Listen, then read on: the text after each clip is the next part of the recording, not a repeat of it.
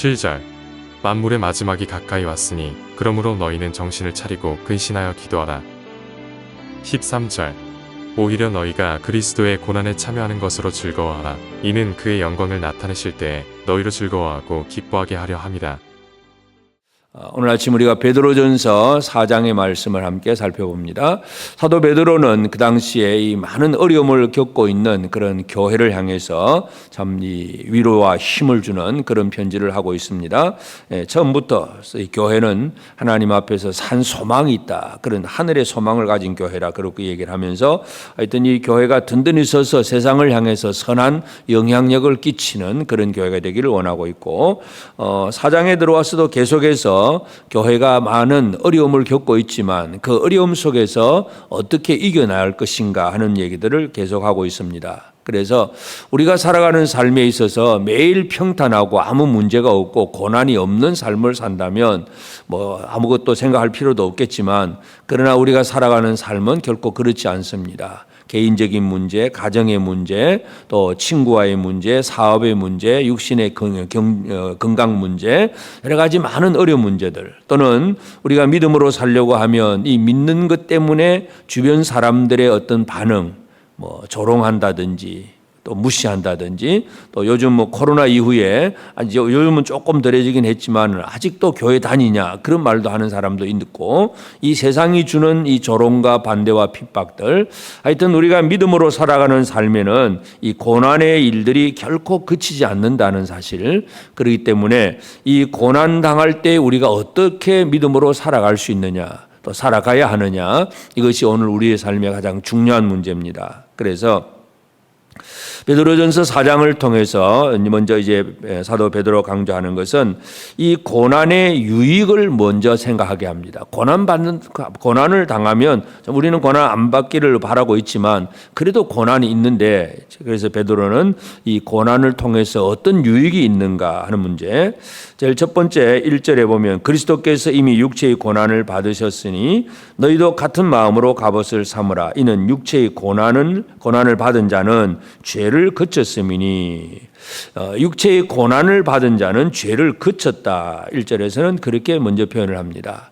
결국 고난을 통해서 사람들이 깨닫게 되고 뭔가 하나님 앞에 경성하게 되고 내가 이거 부족하거나 잘못하거나 자기를 돌아볼 수 있는 기회가 생겨집니다. 고난은 자기를 돌아보게 되고 그래서 자기가 잘못하고 있는 죄에 대해서 스스로를 돌아보게 하는 그런 유익함을 준다는 얘기고 그리고 또 2절에서 보면 그 후로는 다시 사람의 정욕을 따르지 않고 하나님의 뜻을 따라 육체의 남은 때를 살게 하려 함이라. 내 정욕대로 살지 않고 하나님의 뜻을 따라서 남은 때를 살려고 하는 그런 삶을 살아낼 수 있습니다. 그래서 고난이라고 하는 것은 무조건 힘들고 어렵기 때문에 고난이 없으면 좋겠다가 얘기가 아니라 고난을 통해서 우리에게 있는 잘못된 것들은 내버리고 더 하나님의 뜻이 무언가를 깨닫게 하고 그 하나님 뜻대로 살려고 애를 쓰는 그런 마음이 생겨난다는 것 이것을 강조하고 있습니다. 하여튼 이 땅에서 다가오는 고난은 예수를 믿는 믿음으로 말미암아 우리가 이제 옛날의 죄를 버리고 믿음으로 바르게 신앙생활을 하고 있는데 그것 때문에 더 고난을 받기도 한다는 것을 분명히 강조하는데 4절에 보면 이러므로 너희가 그들과 함께 그런 극한 방탕에 다름질하지 아니하는 것을 그들이 이상히 여겨 비방하나. 같이 예수를 안 믿던 시대에 친구들이 있는데 그들 중에서 내가 먼저 예수를 믿고 나면 옛날에는 뭐 함께 음란하고 정욕하고 술 취하고 방탕하고 막 제바같이 같이 놀고 먹기 때문에 아무 문제가 없었습니다. 그러나 이제는 내가 예수를 믿고 나서 그러한 정욕과 술 취함 방탕함 여기에서 벗어나서 오직 믿음으로 살려고 애를 쓰게 되면 옛날 친구들이 다 우리를 비방합니다.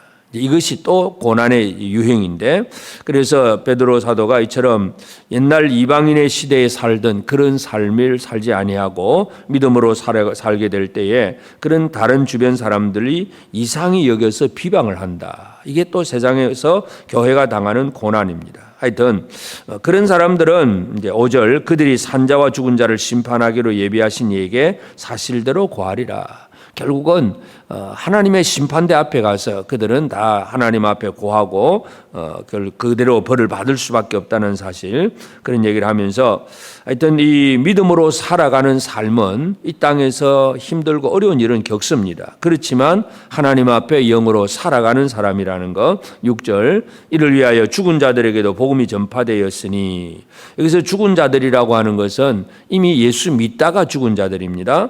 예수 믿다가 죽은 자들에게 이미 복음이 전파되었기 때문에 육체로는 사람으로 심판을 받으나, 육체로는 고난받기도 하고 어려운 일을 겪기도 하고 또는 육체의 죽임을 당하기도 하고 그렇게 되지만, 그러나 영으로는 하나님을 따라 살게 하려 함이라. 고난을 통해서 우리는 영으로 하나님을 따라 살게 되는 그런 유익함을 얻는다는 사실, 이것을 강조합니다. 그래서 이런 고난이라고 하는 것, 또 그 12절에도 보면 사랑하는 자들아 너희를 연단하려고 오는 불시험을 이상한 일 당하는 것 같이 이상히 여기지 말고, 불시험, 이상한 그런 연단하려고 오는 시험을 이상히 여기지 말라. 이 땅에는 많은 어려운 일들이 우리에게는 다가오고 있다는 것, 지금도 고난 중에 있다는 사실 얘기를 하고, 그러면서 이제 어떻게 살아가야 되느냐, 고난의 환경 속에서 우리 성도들의 살아가는 삶은 7절, 만물의 마지막에 가까이 왔으니 그러므로 너희는 정신을 차리고 근신하여 기도하라. 정신 차리고 정신줄 놓지 말고 그냥 아무 생각 없이 그냥 시간 그냥 보내는 그런 아무 생각 없이 살아가는 그런 삶이 아니라 바짝 정신을 차리고 지금 무엇을 해야 될 때인지, 지금이 이 시간이 깰 때인지 잘 때인지 뭘 해야 될는지 정확하게 정신을 차리지 않으면 우리는 이 땅에서 쉽게 넘어갈 수가 있습니다. 그래서 정신을 차리고 또 근신하여 기도하라. 늘 자기를 돌아보면서 하나님 앞에 기도하는 생활들. 그래서 이 여러 가지 힘들고 어려운 환경 속에서 우리나라 속담에도 하여튼 호랑이한테 물려가도 그냥 정신을 차리라 하는 그런 표현을 하는데, 하여튼 정신 차리라 하는 얘기, 뭔가 이 자기 자신을 돌아보고 지금이 어느 때인가를 알고 내가 해야 될 일이 무언가를 알고 늘 자기를 돌아보면서 하나님 앞에 기도하는 생활, 이것을 분명히 강조합니다. 또 한 가지 8절에는 무엇보다도 뜨겁게 서로 사랑할지니 사랑은 헛한 죄를 덮느니라. 뜨겁게 사랑할지니, 사랑은 뭐냐? 그냥 좋아한다 개념이 아니라 허다한 죄를 덮어주는 것.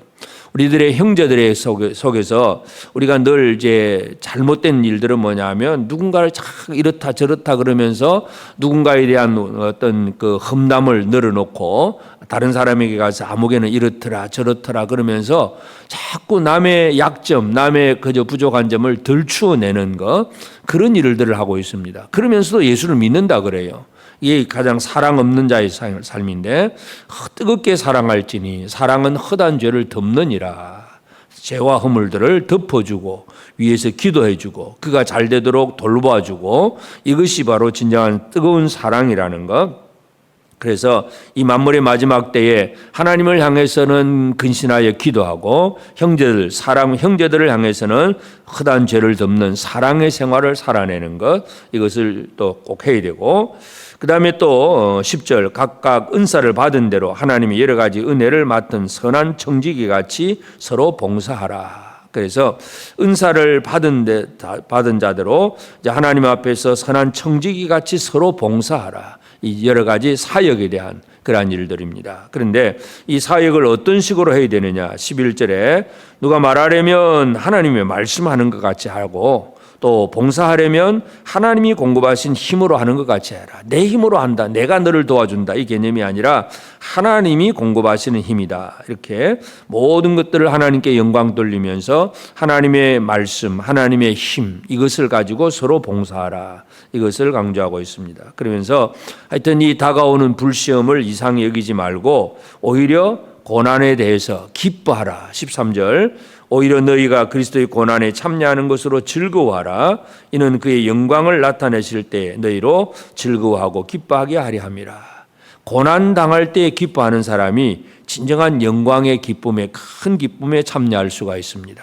그래서 이 우리에게 다가오고 있는 고난의 문제에 대해서 오히려 기뻐하고 즐거워하라. 그리스도의 고난에 참여한 자가 되었다는 사실, 그것 때문에 기쁨을 가질 수가 있다는 것이고, 우리가 세상에서 예를 들어서 뭐 살인하고 도둑질하고 뭐 악행 때문에 고난을 받는다. 그건 아무 의미가 없는 것이고 그건 마땅히 받을 벌입니다. 그러나 16절 만일 그리스도인으로 고난을 받으면 부끄러워하지 말고 도리어 그 이름으로 하나님께 영광을 돌리라. 예수 이름 때문에 그리스도인이라고 하는 예수 믿는 자 때문에 고난을 받는다. 예수 믿는 자 때문에 옛날 같이 다니던 같이 놀던 친구와 다르게 죄를 짓지 않으려고 하고 방탕하지 않으려고 하고 믿음으로 살려고 하고 그 생활 때문에 고난을 받으면 그건 오히려 부끄러워하지 말고 즐거워하라는 얘기죠.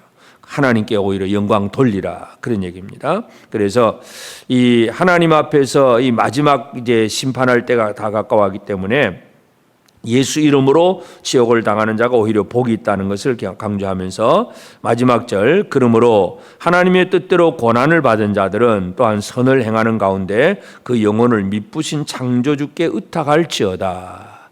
창조주께 의탁할지어다. 창조주 하나님 앞에 다 맡겨놓으라는 얘기입니다.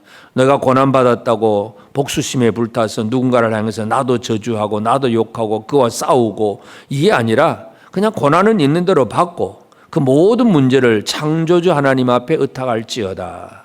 바로 베드로가 그 얘기를 합니다. 이것이 진정한 예수 그리스도의 마음이고 예수 그리스도의 정신이고 그것이 고난을 이기는 유일한 방법이라는 사실을 분명히 강조하고 있습니다. 오늘 이 아침 우리는 지금도 우리가 이 초대교회 성도들뿐만 아니라 지금 이 시대에도 예수를 믿는 성도들은 사탄이 가져다 주는 여러 가지 어려운 시험들, 고난의 문제들 이것이 우리에게 있습니다. 그래서 이 고난 앞에서 우리가 해야 될 일은 그것 때문에 두려워하거나 절망하고 낭망하는 것이 아니라 고난이 내게 주는 것이 유익이 무언가를 오히려 기억을 하고 내가 이 고난 때문에 내가 정신을 차리고 있고 고난 때문에 내가 죄를 짓지 않고 있다. 이런 사실들, 고난의 유익을 생각하면서 오히려 내가 그리스도 이름으로 고난받는 것을 기뻐하고 즐거워하면서 그래서 우리 하나님 앞에 내 모든 것을 내어 맡기는 그런 생활들 그리고 우리 하나님 앞에 정신을 차리고 근신하고 기도하는 것,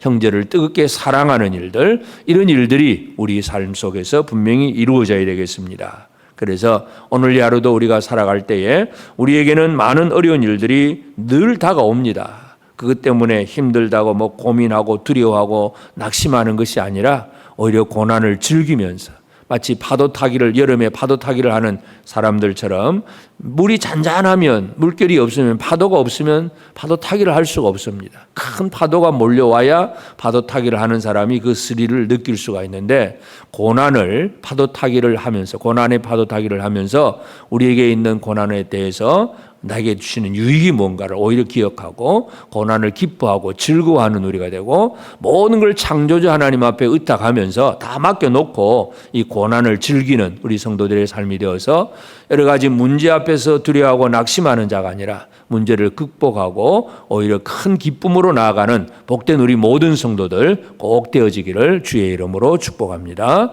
기도하십시다. 이제 오늘 받은 말씀으로 함께 기도하겠습니다. 고난당할 때 두려움과 염려로 지내지 않고 고난에서 오는 유익함이 어떤 것인지 깨닫고 고난을 오히려 즐거워하는 삶을 살게 하옵소서. 만물의 마지막이 가까움으로 더욱 정신 차리고 깨어 기도하는 삶을 살며 형제를 뜨겁게 사랑하여 그의 허다한 죄를 덮어주는 일을 하게 하옵소서.